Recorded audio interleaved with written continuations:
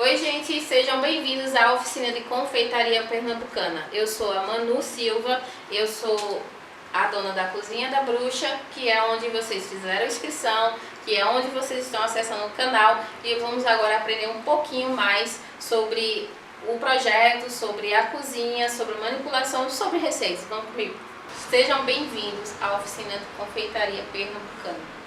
A oficina de confeitaria pernambucana nada mais é do que enaltecer os patrimônios imateriais do nosso estado. São comidas que têm uma história, que têm uma força, e esta vai ser feita, produzida, né? E ela vai ser passada aqui para vocês por mim, que tem uma Cozinha da Bruxa, como todos vocês já devem ter visto, onde teve a divulgação das inscrições, dos vídeos, e vou falar um pouquinho para vocês sobre a cozinha. A cozinha, ela é uma cozinha ancestral, que tem aquele pezinho lá no passado, onde a gente vem com a ideia de querer mudar o fato de você comprar comida em mercado e fazer em casa, onde ali não, na cozinha a comida é feita de verdade. Porém, nesse curso a gente vai desburocratizar, quase não sai, enfim, vai facilitar para vocês as receitas para quem não está podendo fazer essa comida do zero. Então, essa oficina é uma oficina facilitada, não é como faria na cozinha, mas é uma comida facilitada para vocês terem facilidade de fazer em casa, poder comprar no supermercado e saberem como comprar e como utilizar. Esse projeto é um projeto que já estava há um tempão lá guardadinho, e veio a Lei Aldir Blanc, que deu uma oportunidade de fazer essa oficina, que seria uma oficina paga. Ela deu a oportunidade de fazer essa oficina de forma gratuita para todo mundo, para o público em geral. Porém, se exceder a quantidade de vagas, a gente vai limitar aí para o público focado, que são o público de comunidades periféricas, pretos, índios, mulheres diversas e comunidade LGBTQIAP+. E esse projeto, ele é um projeto que ele tem um patriotismo estadual, né? Que para todo mundo, vocês devem saber, todo mundo não, a maioria das pessoas sabe que nosso estado aqui em Pernambuco, ele já foi um país. Então é muito comum ver um pernambucano aí dizendo meu país Pernambuco, porque a gente é tão enxerido que a gente foi um país aí por 75 dias, lá na Revolução em meados de 1817, eu acho. Mas isso aí já é outra história. A gente agora vai falar um pouquinho sobre cada comidinha que a gente vai fazer durante essa oficina, que é o bolo de rolo, o Souza Leão, cartola e o nego bom. Bom, gente, não sei se vocês conhecem a história dessas nossas comidas patrimônios imateriais, né, do nosso estado.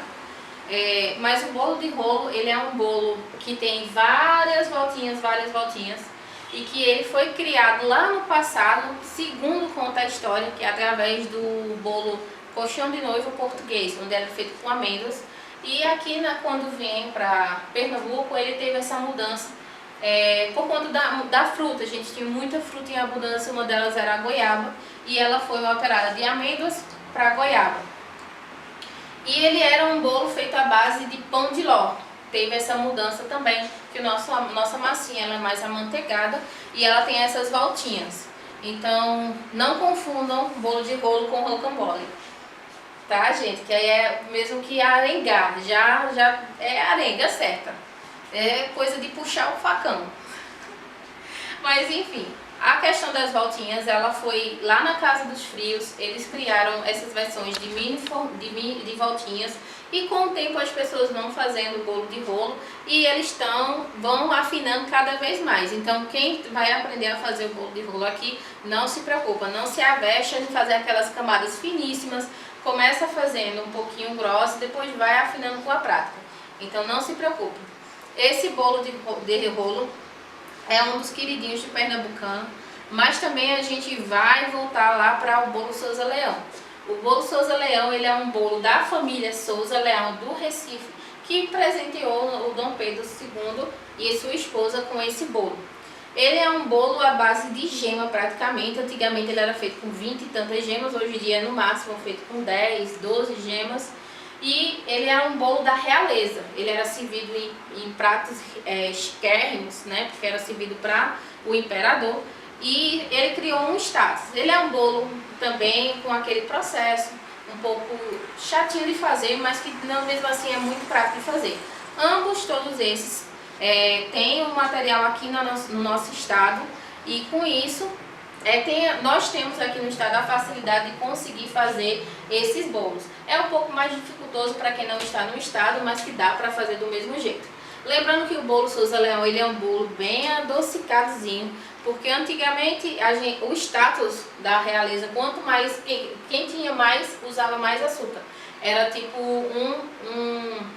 um diferencial para dizer o quão poderoso você era. Era a quantidade de açúcar que você poderia usar. Até porque antigamente tinha muita questão dos donos de canaviais, de processo de fabricação de açúcar, melaço e tudo mais. Saindo um pouquinho do Souza Leão, vamos embora lá para o Cartola. O Cartola é aquela sobremesa agridoce, já muito conhecida em todo o estado, que é banana, queijo, canela e açúcar, mas não é qualquer queijo, é o queijo de manteiga, o queijo aqui do nosso estado. É um queijo que não é muito popular aqui fora daqui, né? Mas aqui a gente tem à vontade. E o Cartola, ele é feito com esse queijo. Por que Cartola? Alguns diziam que era por conta da aristocracia, outros diziam que era por conta da altura e por conta do escuro da canela em cima, e ele por ser uma sobremesa alta, ficava lembrando a Cartola, né?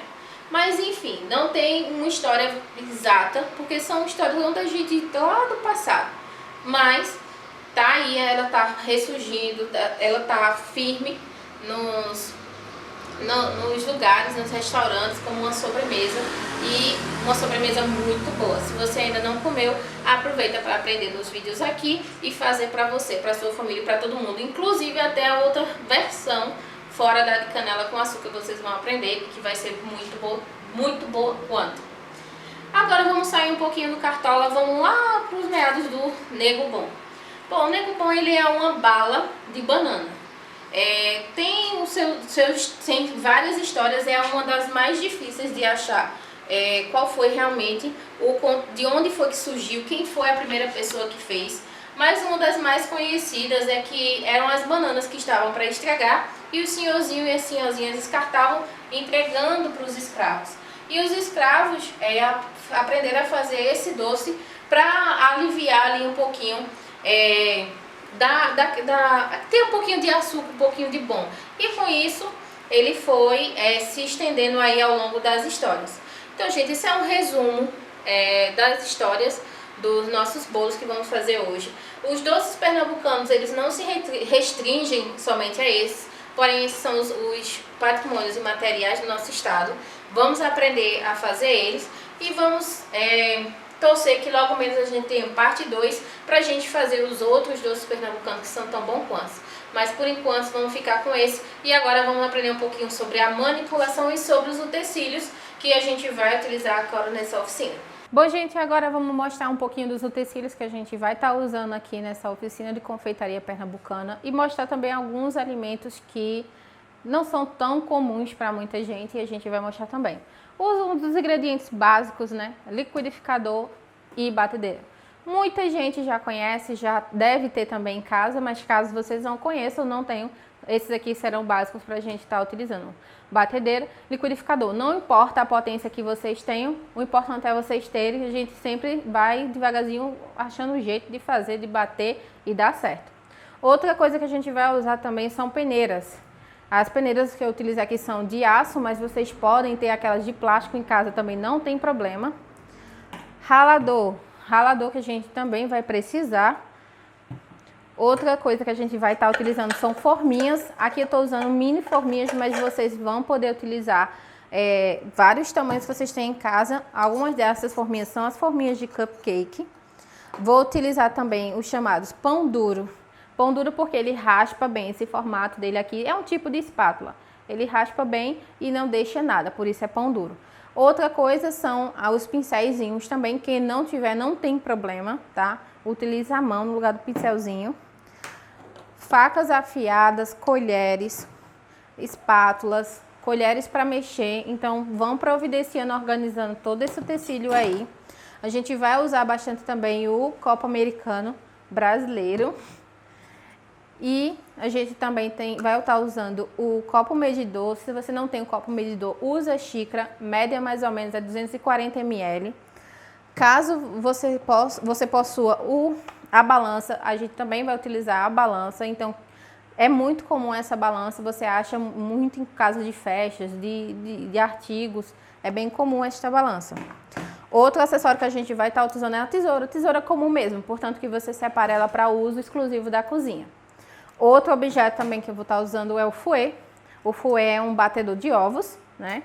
Então ele tem esse formato aqui, mas caso você não tenha, utilize uma colher, não tem problema, espátula. A gente vai estar utilizando bowls também. Aqui eu tenho um bowl maior, um bowl de vidro, um bowl de aço e um bowl menor, para vários preparos que a gente vai ter aqui.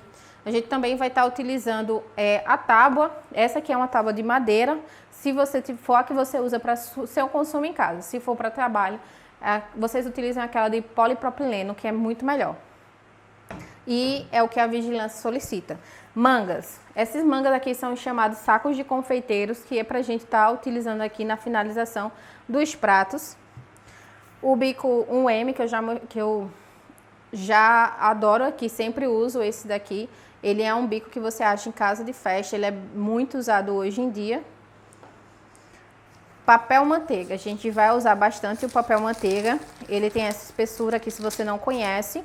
Vende em supermercados, casa de festas, tudo mais. Outras coisas que a gente vai utilizar também são alguns ingredientes que não são tão comuns, que é a massa de puba. Essa massa de mandioca aqui, que ela é mais amarelada, muito usada para fazer o beiju, e a gente vai utilizar para fazer o Souza Leão. Outro açúcar que a gente vai utilizar, que pode ser que muita gente não conheça, é o açúcar mascavo, que é esse açúcar mais escuro aqui, que a gente vai também utilizar nas receitas. E um queijo que a gente vai utilizar é esse queijo aqui, que parece uma manteiga, porque ele é um queijo de manteiga, muito utilizado aqui no nosso estado. Então, galera, esse aqui foi um pouco dos utensílios que a gente vai apresentar, vai usar ao longo do nosso curso. Então, já vão preparando aí que no próximo vídeo já vai ter receita e vocês já vão utilizar muitos desses acessórios. Então, já organiza, deixa tudo organizado para quando começar a cozinhar, você já está com tudo aí. Bom, gente, vamos agora falar um pouquinho sobre manipulação de forma reduzida, tá? Só para vocês entenderem um pouquinho como é que funciona a questão de manipulação de alimentos. As boas práticas, elas nada mais são do que cuidados que a gente precisa ter na cozinha, seja ela caseira ou seja ela industrializada. Claro que cada um tem o seu nível de cuidados, mas o cuidado sim é sempre necessário.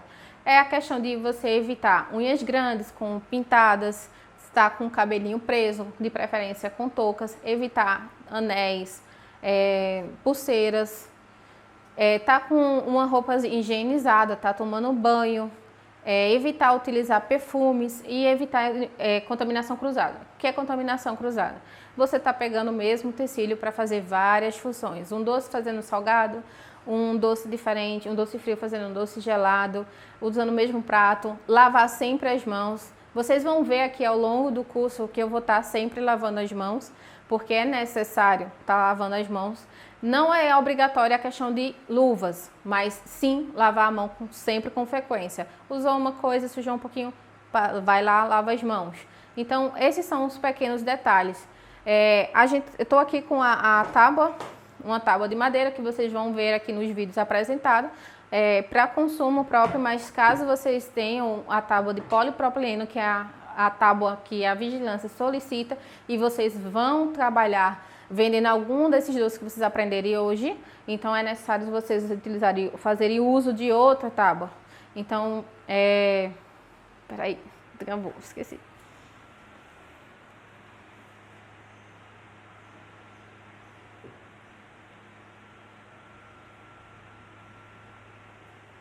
Não, é isso. Então, Da tábua. Então, vocês tomem esse cuidado, estejam sempre com o local de vocês para trabalhar higienizados.